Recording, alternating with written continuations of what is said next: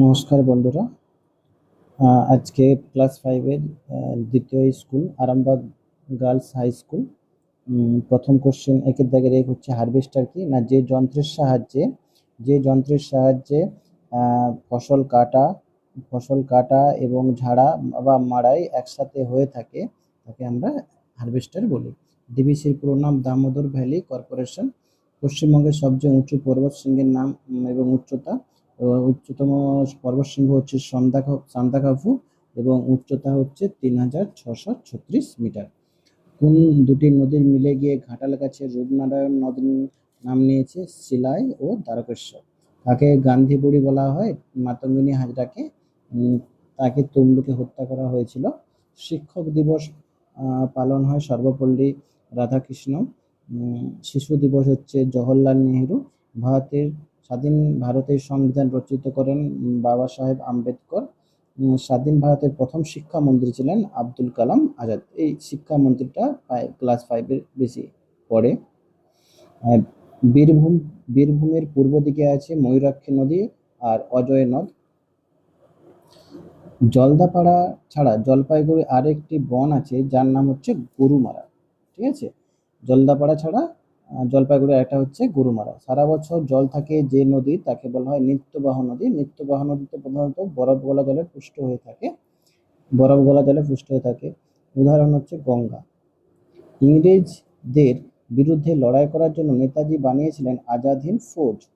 রেশম কীট পালনের জন্য তুঁত গাছের চাষ করা হয়, কারণ রেশম রেশম কীটরা তুঁত গাছের পাতা খেয়ে বেঁচে থাকে। স্কোয়াশ গাছ দেখতে পেঁপে গাছের মতো, ভুল হবে এটা। দামোদরের ঢাল প্রথমে উত্তর থেকে দক্ষিণ দিকে এসেছে, সত্য হবে। শালপাতা প্লেট থালা বাটি বানানো হয়, এটা সত্য হবে, এবং বিড়ি তৈরিতেও কাজে লাগে শালপাতা। মাটির পুতুলের জন্য বিখ্যাত নদিয়ার কৃষ্ণনগর, এটা ঠিক হবে। তাপবিদ্যুৎ কেন্দ্র অবস্থিত বক্রেশ্বর, এটা ঠিক হবে। আমাদের তাপবিদ্যুৎ কেন্দ্র কোলাঘাটেও আছে আর বক্রেশ্বরেও দেখা যায়। কাঁকড় পাথর মেশানো লাল মাটি দেখা যায় প্রধানত মালভূমি অঞ্চলে। সুন্দরবন অঞ্চলে তো প্রধানত লবণাক্ত মৃত্তিকা দেখা যায়। ছৌ নাচের জন্য বিখ্যাত পুরুলিয়া জেলা, মুখোশ পরে এই নৃত্যটি হয়। বাঁকুড়া যে শিল্পের জন্য বিখ্যাত তা হলো টেরাকোটা। রেল ইঞ্জিন তৈরির কারখানা চিত্তরঞ্জনে পশ্চিমবঙ্গের মধ্যে দেখা যায়। বাঁশের কেল্লা বানিয়েছিলেন তিতুমির। তিতুমিরের আসল নাম মীর নিসার আলী। আউশ ধানের বৈশিষ্ট্য লেখো।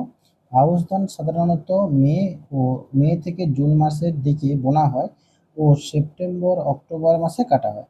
এই ধানে চাষের জন্য তুলনামূলক কম জলের প্রয়োজন হয় এবং এটি মূলত বৃষ্টির জলের উপর নির্ভর করে চাষ করা হয়। তারপর হচ্ছে ধাপ চাষ কোথায় কিভাবে হয়? ধাপ চাষ মূলত পাহাড়ি অঞ্চলে দেখা যায়, প্রধানত উত্তরবঙ্গে পার্বত্য এলাকায় দেখা যায়। পাহাড়ের ঢালু জমিকে কেটে সিঁড়ির মতো সমান ধাপ তৈরি করে মাটি আটকে রাখা হয় এবং সেখানে জমিতে চাষবাস করা হয়। 6-3 আমার সোনার বাংলা আমি তোমায় ভালোবাসি গানটি রবীন্দ্রনাথ ঠাকুরের কত সালে লিখেছিল? গানটি রবীন্দ্রনাথ ঠাকুর 1905 খ্রিস্টাব্দে লিখেছিল। কোন ঘটনার বিরোধিতার জন্য? এটা প্রধানত বঙ্গভঙ্গ যখন হয়েছিল তখন রবীন্দ্রনাথ ঠাকুর এই গানটি লিখেছিলেন।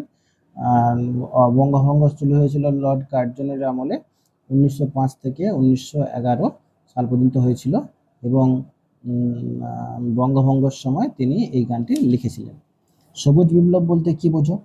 সবুজ বিপ্লব হচ্ছে উচ্চ ফলনশীল জাতের বীজ ও কীটনাশক উন্নত ব্যবস্থাপনার পদ্ধতিতে পরিবর্তনের খাদ্যশস্য উৎপাদনের ব্যাপক বৃদ্ধি ঘটে, তাকে আমরা সবুজ বিপ্লব বলি।